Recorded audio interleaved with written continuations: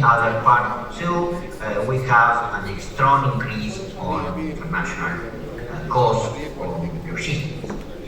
The fourth point is that we have some government processes very slow to expand import. For example, if you see the decision of India in order to try to reduce import duties for edible oil, it takes a lot of time to do it. It looks like that many government administrations are not having the same speed than the inflation rate is increasing. So that kind of slow process for adoption of measures is not helping to contain prices and to reduce supply problems. On the other side, export market will be with fewer players for several years. That will generate also greater tension in demand, particularly in the case of edible oil. In the case of sunflower or oil, maybe we are not going to have the market as it used to be, as at a similar level, Ukraine or even Russia. So the tension between offer and demand will be for several years. The best short-term solution, to my understanding, is trying to seek bilateral agreement between exporter and importing countries. To do what? To eliminate import barriers. Import barrier means sanitary measures, non-tariff measures, and particularly import duties, or try to set up some annual import quotas at zero duty. This is a very best to do and to give predictability for importers, for domestic consumption, and for exporters. The speed and the way that this kind of agreement will be done in the short term through this kind of agreement will give the chance to importing countries to reduce pressure on inflation.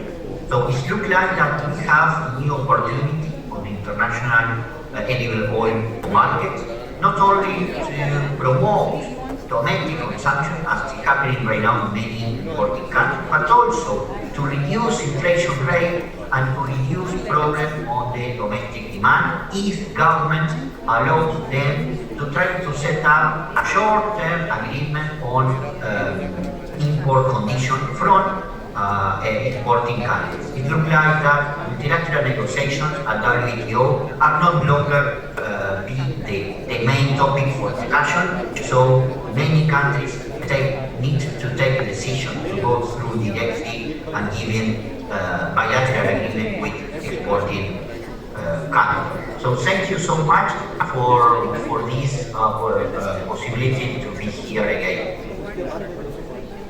Thank you very much, Mr. Gustavo Idigoras, Chairman here.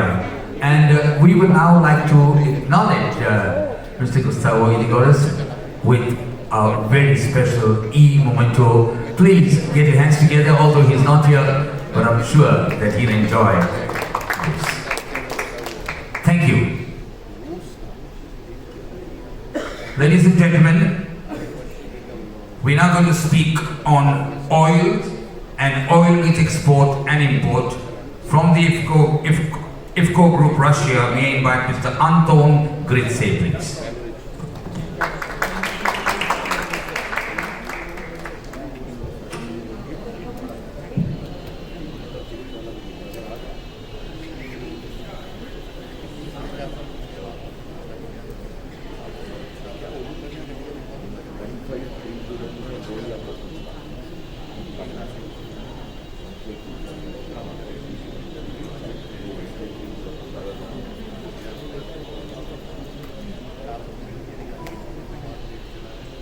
Dear ladies and gentlemen, good morning to you, good morning dear friends.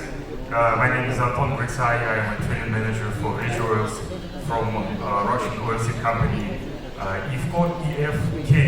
We are a little bit, we sound a little bit different from EFKO.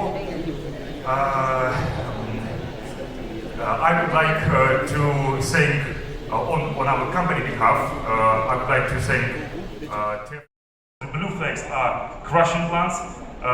3 of them are located in so-called Black Sea area, so this is around Black Sea coast, and the other 3 are in the central area.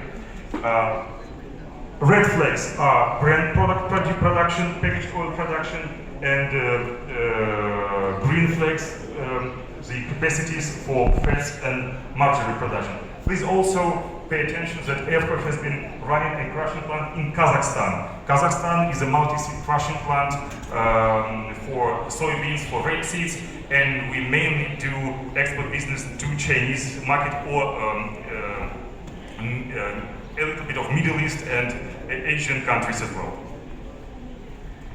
So we are a Russian original oilseed crushing company.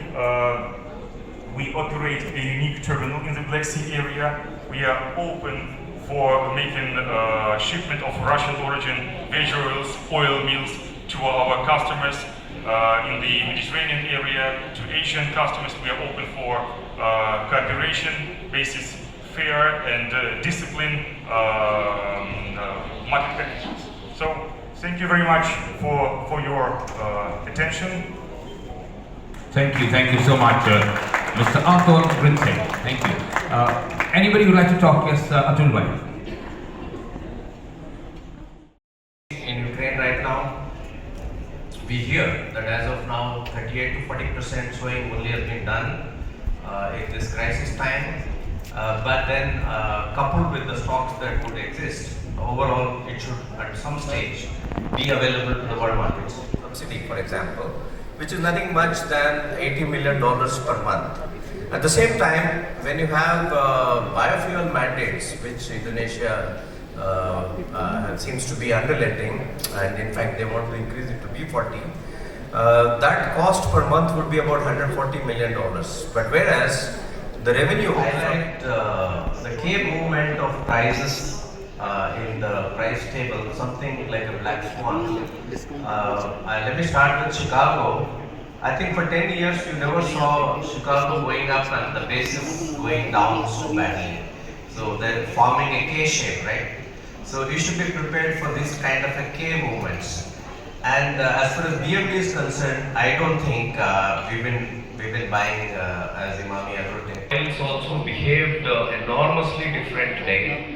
You can see soy digam and olein prices going all the way at par. Sometimes soy became cheaper. And in the beginning of the season, before the crisis began, you could see that the sun oil prices were lower than even the palm oil prices. So we have seen all kinds of dramatic moves. I just want to highlight most probably only on the right side of the sheet here, the cost of achieving the domestic supplies at 14,000 rupiah in Indonesia, which is equivalent to $980, would be about $125 of a subsidy, for example, which is nothing much than $80 million per month. At the same time, when you have but you can see wild swings in Chicago as and when things are announced or rumors. On the other side, when you come to EU, there is nearly 5.8 million tons of oil going into biofuel. So if there is a percentage change in EU, especially by Germany, for example, that could be a swing factor in terms of prices. So I think we should all watch biofuel, the crude prices, closely enough along with edible oils, right? Because of this one particular factor, which can be a swing factor going down the line in a situation where the supplies are getting disrupted, left alone to the food usage. Very quickly, I go through a few slides concerning the Indian market.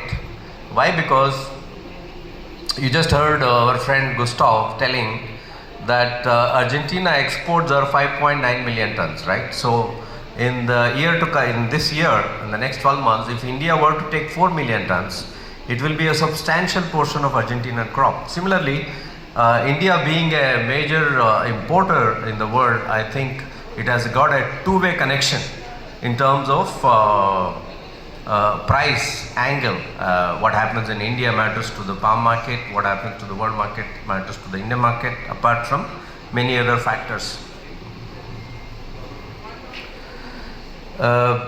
Just for some of you, my Indian colleagues know it by heart, but as association IBPA, we try to propose that there should be a slab duty system which takes care of the Trapeze Act that I spoke about, between balancing between farmer prices and the consumer prices.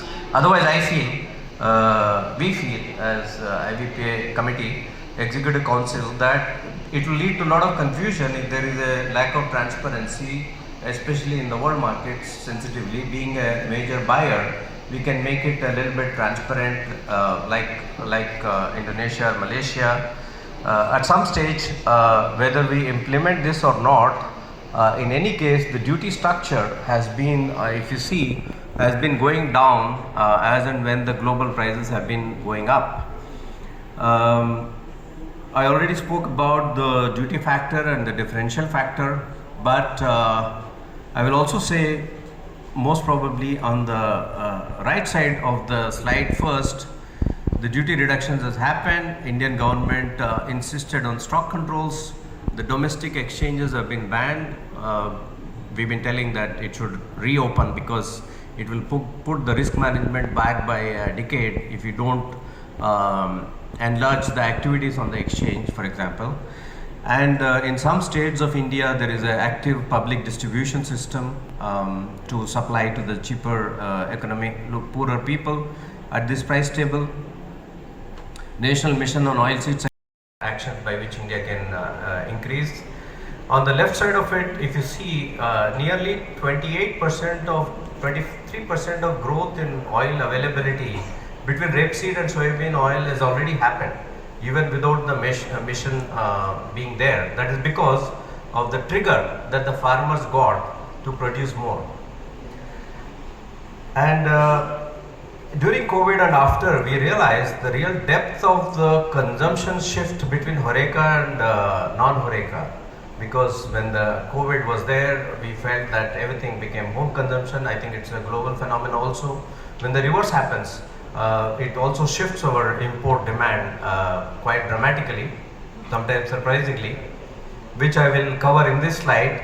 Look at the import that have been there in terms of the palm size. In September, it is huge due to the duty factor normally or expectation that the duties will go up. And then palm oil can be 1.2 million tons, and we can also import and live with sometimes 450k also. So these month-on-month changes are a function of changing dynamics within India in terms of domestic consumption down the line and the impact of the pipeline stocks. Talking about pipeline and prices and imports, you see the prices have been very dynamic. On the top line, you see mustard oil, which is a very, very premium oil, non-substitutable imported oil. And if you see many oils, palm has been traditionally cheaper, but they get into a confluence, same price, everything. So this is the time we feel that we have to look at each oil for its own core demand of it. Talking about consumption, I think India also faced, it's provenly here, we had a consumption of 23.4 million tons in 18-19, which has dropped to 21.3 right now for the projections. And look at imports also, I think 15.7 is going to become 12.53 or so imports as of estimate right now. So, and we are already imported 7.7 million tons as India. And there is definitive proof to say that there is drop in per capita consumption and imports are expected to decline. Talking about the stocks and pipeline, right now as we stand in April, the green line, you see the stocks are comfortable right now. But if there is a ban for next 30 days or 20 days, then of course we will have a tight June month. But right now, a lot of things are happening within India. There is a groundnut oil which is substituting sun oil. Now, thanks to Russia, about 100,000 tons will come. Sun oil can face a demand destruction of about 100k, and probably at this price spread, India would import a little bit more bean oil than palm oil. Is the conclusions that we can draw. and mustard seed crushing has been very timely. I showed you in the prices that mustard refined oil prices are same as soya refined prices, thereby substituting imports basically for a while. This can happen, continue to happen for a month more. There is this summary of questions that we keep getting from everywhere. What would happen if India produces more? I think India would acreage shift is likely to happen at these prices in the order of groundnut, mustard, sunflower, and soybean. Expansion of acreage shift from wheat and rice that is started happening now. And adopting GM technology will be a good idea. We don't know when it will happen. Oil palm, we already spoke. Even if the yields are 2 to 4 tons per hectare, it can easily target 3 to 4 million tons in the next few years by adopting mission oil seeds in about, as per the estimates that we tried to give, it is about 35 to 40% can happen from the current hugely vulnerable 60-65% import dependency. India can have a strategic focus on meal exports also. So there is a situation here where when you need, India can import meal, and when you have good crushing and parity is there, you can also be exporter and importer at the same time. Also, because it's a one-season crop. Total outlay for self-sufficiency is not much. It is just $3 billion in 3 years. I think eventually this focus we can see in India happening, because in a situation where especially palm is going to be restricted on and off from the origin countries, it's going to grow more. Then I just talked 3-4 slides on the Malaysia, Indonesia production in Indonesia. Is what is going to happen to the stock evolution if you take a step back and deconcern yourself from the ban issues and project into the future. By June and September, definitely you will be having a higher carryout than last year. And then by December, you would definitely build stocks. Indonesia would definitely build stock if it starts rationing of demand. And this will have a very important, this will be a very important factor in terms of price evolution. It's very difficult in this time to make a forecast. On the Indian side, for those who are interested to know from outside, of course from within India it's very clear that India would import about 12.5 million tons, of which bean oil can be 3.6 to 4 million tons. I'm not sure that we are able to discuss also or see through all the factors that in this great gathering we've been talking about. You really can't boil the ocean. You can only look at a piece of it. So that such dynamic is the market right now. But I think eventually, based on the earlier analytics that we tried to show, by O&D the prices should be able to come down to normalcy till June and probably part of July. We will have to see high prices is what we see. And thank you very much for your patience.